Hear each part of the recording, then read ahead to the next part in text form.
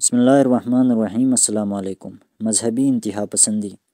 یہ بات اب محتاج دلیل نہیں رہی کہ ریاست پاکستان کے لیے اس وقت سب سے بڑا مسئلہ مذہبی انتہا پسندی ہے۔ ہماری بدقسمتی ہے کہ فکر و خیال اور زبان و قلم سے آگے اب یہ قتل و غارت اور دہشت گردی کی صورت اختیار کر چکی ہے۔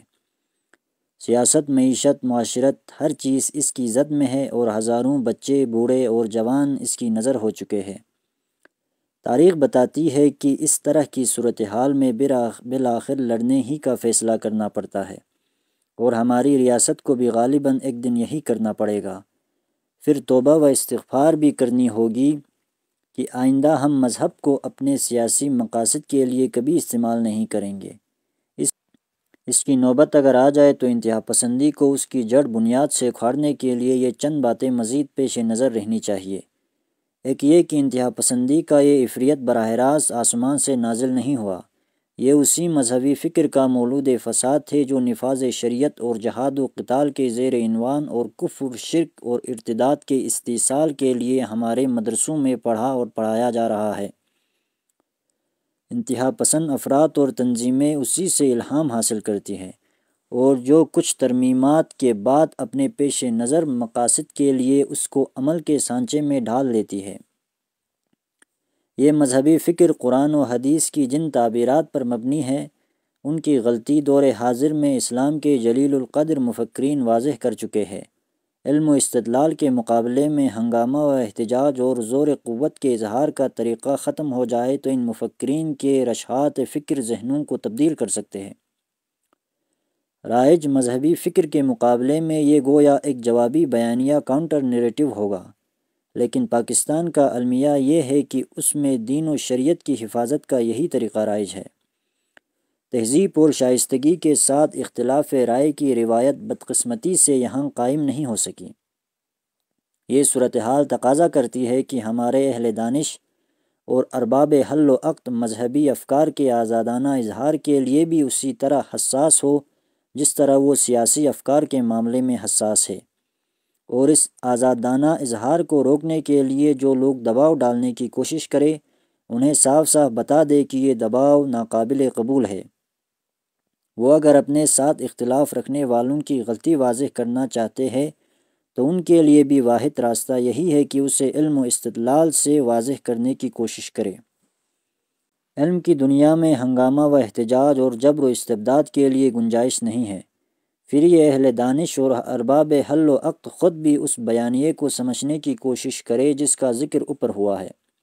مسلمانوں کے معاشرے میں سیکولرزم کی تبلیغ نہیں بلکہ مذہبی فکر کا ایک جوابی بیانیہ ہی صورتحال کی اصلاح کر سکتا ہے۔ علامہ اقبال نے تشکیل جدیدیات الہیات اسلامیہ کے زیر عنوان اپنے خطبات میں اسی حقیقت کی طرف توجہ دلانے کی کوشش کی تھی۔ دوسری یہ کہ ہم کسی شخص کو یہ اجازت نہیں دیتے کہ 12 سال کی عمومی تعلیم کے بغیر ہی وہ بچوں کو ڈاکٹر، انجینئر یا کسی دوسرے شعبے کا ماہر بنانے کے لیے ادارے قائم کرے، مگر دین کا عالم بننے کے لیے اس طرح کی کوئی پابندی نہیں ہے۔ اس مقصد کے لیے طلبہ ابتدا ہی سے ایسے مدرسوں میں داخل کر لیے جاتے ہیں جہاں ان کے لیے مستقبل کا فیصلہ ہو جاتا ہے۔ قدرت نے ہو سکتا ہے کہ انہیں ڈاکٹر، انجینئر، سائنسدان یا شاعر و ادیب اور مصور بننے کے لیے پیدا کیا ہو، مگر یہ مدارس ان کی اہلیت اور ذوق و رجحان سے قطع نظر انہیں عالم بناتے اور شعور کی عمر کو پہنچنے کے بعد زندگی کے کسی دوسرے شعبے کا انتخاب کر لینے کے مواقع ان کے لیے ختم کر دیتے ہیں۔ پھر جن کو عالم بناتے ہیں 12 سال کی عمومی تعلیم سے محرومی کے باعث ان کی شخصیت کو بھی ایک ایسے سانچے میں ڈال دیتے ہیں جس سے وہ اپنے ہی معاشرے میں اجنبی بن کر رہ جاتے ہیں۔ اس غلطی کے نتائج اب پوری قوم بھگت رہی ہے۔ چنانچہ ناگزیر ہے کہ دینی تعلیم کے اداروں کو بھی اختصاصی تعلیم کے دوسرے اداروں کی طرح پابند کیا جائے کہ 12 سال کی عمومی تعلیم کے بغیر وہ کسی طالب علم کو اپنے اداروں میں داخل نہیں کریں گے۔ ہم پوری اطمینان کے ساتھ یہ کہہ سکتے ہیں کہ تنہا یہی اقدام اس صورتحال کو تبدیل کر دے گا جو اس وقت دینی تعلیم کے اداروں نے پیدا کر رکھی ہے، لیکن اس کے لیے ضروری ہے کہ عمومی تعلیم کا نظام جو مہارت ہر شعبۂ زندگی میں اختصاصی تعلیم کے لیے فراہم کرتا ہے وہ دین کا عالم بننے کے لیے بھی فراہم کرے۔ ہماری تجویز یہ ہے کہ اس کے لیے عمومی تعلیم کے چند منتخب اداروں میں بالکل اسی طرح ایک دینیات گروپ شروع کیا جائے جس طرح سائنس اور آرٹس کے گروپ اس وقت موجود ہیں، تاکہ جو طلباء دین کے عالم بننا چاہتے ہو وہ اپنی تعلیم کے 90 سال اس گروپ کا انتخاب کرے اور اس شعبے کی اختصاصی تعلیم کے اداروں میں داخلے کی اہلیت اپنے اندر پیدا کر لے۔ تیسری یہ کہ انتہا پسندی سے نجات کے لیے اس ریاست کا خاتمہ ضروری ہے جو علماء کو جمعے کے ممبر اور مساجد کے اہتمام سے ہمارے ملک میں حاصل ہو چکی ہے۔ اہل علم اس حقیقت سے واقف ہے کہ نماز جمعے کے بارے میں جو سنت رسول اللہ صلی اللہ علیہ وسلم نے قائم کی وہ یہ تھی کہ اس کی امامت اور اس کا خطاب سربراہ حکومت اور اس کے عمال کریں گے۔ ان کے سوا کوئی دوسرا شخص اگر ان کی کسی معذوری کی صورت میں جمعے کے ممبر پر کھڑا ہوگا تو ان کی اجازت سے اور ان کے قائم مقام کی حیثیت سے کھڑا ہوگا۔ رسول اللہ صلی اللہ علیہ وسلم کے بعد بھی یہ سنت پوری شان کے ساتھ قائم رہی، لیکن بعد کے زمانوں میں جب حکمران اپنے اعمال کی وجہ سے اس کے اہل نہیں رہے تو جمعے کا ممبر خود انہوں نے علماء کے سپرد کر دیا۔ مذہب کے نام پر فتنہ و فساد کو اصلی طاقت اسی سے حاصل ہوئی۔ یہ صورتحال تبدیل ہونی چاہیے اور ہمارے حکمرانوں کو پورے عزم و حزم کے ساتھ فیصلہ کرنا چاہیے کہ اس نماز کا اہتمام اب حکومت کرے گی اور یہ صرف انہی مقامات پر ادا کی جائے گی جو ریاست کی طرف سے اس کے لیے مقرر کر دیے جائیں گے۔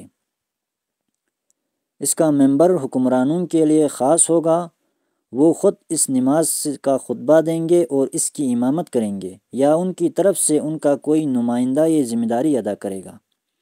ریاست کے حدود میں کوئی شخص اپنے طور پر اس نماز کا اہتمام نہیں کر سکے گا۔ اسی طرح فیصلہ کرنا چاہیے کہ عام نمازوں کی مسجدیں بھی حکومت کی اجازت سے بنائی جائے گی۔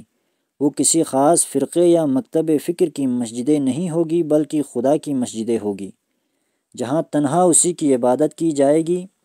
مسجد مسلمانوں کا ایک اجتماعی ادارہ ہے، اسے افراد اور تنظیموں کے کنٹرول میں نہیں دیا جا سکتا، چنانچہ ضروری ہے کہ مسلمانوں کی حکومت جہاں بھی قائم ہو وہ مسجدوں پر اپنا اقتدار پوری قوت کے ساتھ قائم رکھے اور کسی شخص کو اجازت نہ دے کہ وہ انہیں کسی تنظیم، تحریک یا کسی خاص نقطۂ نظر کی اشاعت کے لیے استعمال کرے اور اس طرح خدا کی عبادت گاہوں کے بجائے انہیں مسلمانوں کے درمیان تفریق کے مراکز میں تبدیل کر دے۔